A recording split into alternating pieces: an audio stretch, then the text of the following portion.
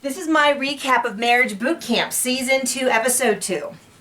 So first off, I want to talk about the fact that everyone is so proud of being on the show. They're all over Twitter. They favorite anything that, like if I tag something with the Marriage Bootcamp hashtag, they'll retweet it. I don't think they're actually watching the recaps. I hope. But they're retweeting them. They're favoriting them. They are pretty much the entire cast is all over the show. And I mean the marriage, the couples, in addition to the counselors, which just kind of surprised me because they're like retweeting stuff about what bad behavior they have and all that, which makes me wonder if they're just different people than I am and how I want to represent myself, or whether it's kind of an act or what. But all of them in their Twitter pretty much have like for booking contact and like contact information. So I'm like, is that a thing we're supposed to do? Like, I've hosted a reality show and I produced one. Should I like have like booking information on my Twitter? Does that work? Well, I'd gladly do another show. If you need a host, you just let me know. I'd love to do that. That was the most fun ever, and I did a little of everything. But anyway, I just didn't know that was a thing, and so you learn something new every day. Now we're still working on the therapy. I guess it's the whole show, of course, is therapy. And the theme of this episode is loss. So we see everybody waking up and kind of talking and this and that. We see Gloria and Mark goes down and makes breakfast in bed and brings it up to her, and she's, I think, journaling or something. And he's like, how was your breakfast in bed? And she's like, the bacon was burnt. And I was like, dang, no wonder these people are at Marriage Boot Camp, because it kind of seems like a thank you or I really appreciate the gesture or something would be appropriate at this point. But no such luck. And another thing I noticed is that in their interactions, they sort of have problems with everyone, like not just their spouse, but like getting along in a group and all that. So I'm guessing that you're gonna see a cycle of these relationships that kind of go sour throughout their life. Just my opinion. Anyway, they blindfold everyone, they put them in a van, they bring them into this building and take off your blindfolds. We're at divorce court. So the idea is everybody's talking about divorce, and so let's really discuss what it would be like to have divorce. Kind of a cool idea.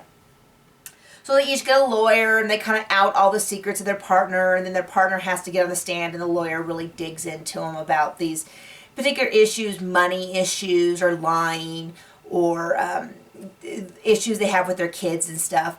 And I kind of get it, like 90% of it. What I didn't get was like when the lawyer was painting the other person as like verbally or emotionally abusive. It kind of seems like I was thinking like maybe they should get divorced. Like maybe this is an unhealthy relationship. But I will say the biggest thing that we got out of the divorce court was that proof that Bianca is in fact a liar. So last recap, I kind of had postulated that maybe she's a liar. Maybe she just is very unself-aware and doesn't, kind of realize like how afterwards, you don't realize how loud you were, this or that. No, it's clear that she just lies, because they asked her, have you ever had Botox? And she's like, no. And the lawyer's like, you've never had Botox? No. You do realize, ma'am, that this is the court of law, and if you lie, it's up to like 4 years in jail. So have you ever had Botox? Yes. And you're like, okay, well, there you go. And it's not even like, why lie about that? I mean, who cares about Botox? Anyway, they refer to it as the Bianca bubble, which I just love. I'm going to use that for her the whole rest of the season. That Bianca lives in the Bianca bubble, and it's just all about her inside the bubble. And she's just a liar. So that was interesting. Now that night, after they go through all this, and we didn't see everyone. They seemed to kind of focus maybe on the more interesting interactions. So Mark said that Gloria hits their children. I think that's the word. I don't think he said beats. Yeah, hits his children or her children. And they talk about money and drinking and various things. And the judge kind of gives them an idea of like how she would rule if this was like Bianca would have to pay alimony, and Sean would need to go to something that's like one step beyond anger management. I can't remember what it's called. But anyway, that night they're all back at the house and they're all having a drink, and Sean's drinking again, and it's pretty clear that he is pretty inebriated. And that is when Gloria and Maylee each kind of start telling him to back off in their own way. So here, let me hold your drink, let me hold your drink, let me hold your drink, let me hold your drink. And Sean like wanders out of the room. And then Maylee and Gloria turn on each other and they're like, you know, you're sticking your nose in. Well, but you know, yes I am, and you're sticking your nose in. Well, I'm going to keep doing that. And they kind of get going. And then Maylee's husband Thomas kind of gets in there and pulls her aside and says something along the lines of, you know, don't act like this. This is what the bitch wants. And then Mark's like, whoa, did you just call my wife a bitch? And then Thomas and Mark are going at it. And Sean comes back in the room completely drunk, and he like sees them like yelling at each other, and he's like, roar, and throws his drink and grabs a big chair and flips it over and pushes on this, and then grabs his shirt and is like, roar, and just like rips his shirt off, which was like the most hilarious thing I've ever seen. And I was like, this can't be for real. I've never really seen people get into fights. My friends don't do that. You know, I don't know. So anyway, I thought it was really funny, and he's like, and everyone's like, okay, and they all kind of forget their individual fights and kind of are like, okay, calm down, and he's like, and he's all worked up. But the best part is they show him, like, I don't know, 10 minutes later, they're talking in the hallway, and he's like taking his shirt, and he's got like one sleeve, and he's like, he's got it like tied diagonally across. It's ridiculous. It looks like he was like creating a toga from his ripped shirt. It was just something else. It's something I've never seen. I'm obviously running in the wrong circles. So anyway, he does all that, and Sophia's all upset, you know, about this is just getting to be too much. But what was great is the next day he's like he sees it through that drunken haze, and he's like, yeah, I kind of saved everyone. You know, you guys were getting all worked up, and then I came in, and then everyone was like, oh, look at Sean. And it's just funny that in his mind, like, he was the big savior of the day. Anyway, cracks me up. So we go on, and we're continuing the lesson of loss. So they kind of are taking it to the next level. They kind of picked up the couple. It seems like in each couple there's someone who is just denying the problems, like where they're not willing to say that any of it is their fault, you know. So in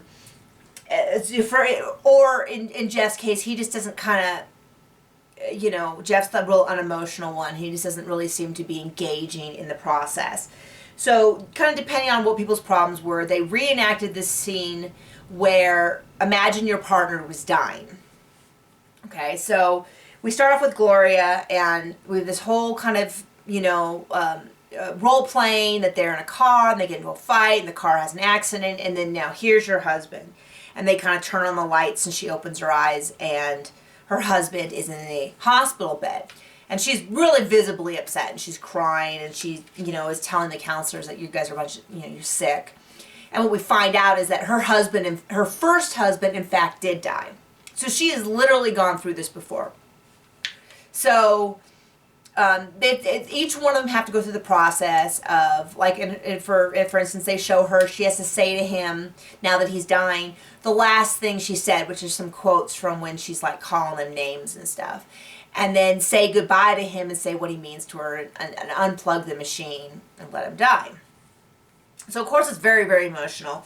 And Bianca is the one who has to kind of act it out, and she, for the first time, kind of apologizes ever. I guess is kind of one of her big things. Maylee's really upset. We don't see a lot of her.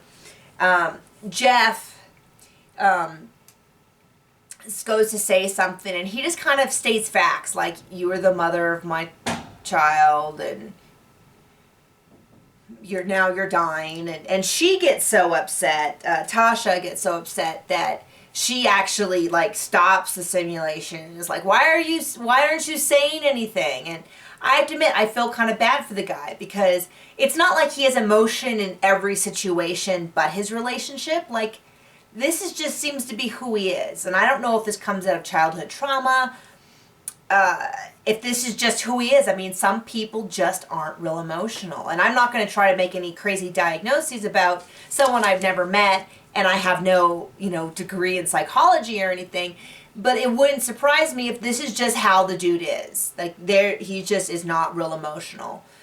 And I feel sorry for him because, like, I am an emotional person. Like, a sweet little picture of a puppy, or a story about a dog getting rescued, or adoption, or any of those things, I'll get a little tear in my eye and I'll sniffle, and I'm just really emotional. It's how my whole family is. That's just who I am. And if someone demanded that I change that, I would really struggle, because I can't do that. I can't change my skin color. I can't do any of that. So I feel kind of bad for the guy, because I'm not sure if they're asking him to do things that he might not be within his skill set. Like, maybe visualizing that he's, maybe he would be really emotional if she was really dying, but he knows she's not, and so he just can't put himself in that position. I don't know. I'm not saying he's a bad guy. I'm just saying this just may be who he is, and we're going to find out something more next week.